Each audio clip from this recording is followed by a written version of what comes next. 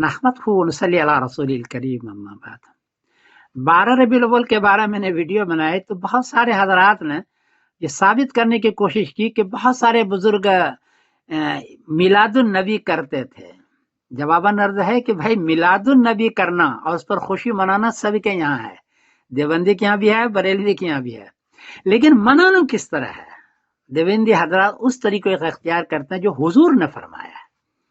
حضور پاک صلی اللہ علیہ وسلم پیر کے دن روزہ رکھتے تھے۔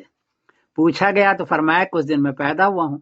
تو حضور پاک صلی اللہ علیہ وسلم اپنی پیدائش کی خوشی میں یا اپنی پیدائش کے اوپر روزہ رکھ کر کے کرتے تھے پیر کے دن۔ میں حدیث پڑھ دیتا ہوں، سوئلہ عن صوم یوم الاثنین قال ذاک یوم ولدت فیہ، کہ پیر کے دن روزے کے بارے میں پوچھا تو فرمایا میں اس دن پیدا ہوا ہوں۔ مسلم شریف 1162۔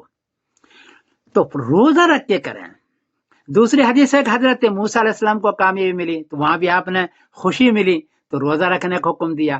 حدیث ہے بخاری شریف کی، فرمایا فانا احق بموسیٰ منکم فصامہ وامر بصیامہ، بخاری شریف 2004۔ فرمایا کہ موسیٰ علیہ السلام کے قوم زیادہ حقدار نہیں، ہم زیادہ حقدار، اور روزہ رکھنے کا حکم دیا۔ تو چپکے سے روزہ رکھ کر کے عید منایا، میلاد النبی، یہ ہے دیوبندیوں کا طریقہ۔ ایک قاعدہ بیان کر دو، خوشی ہو جائے تو اسلام میں 3 طریقے سے اس خوشی کو منانے کا ہے۔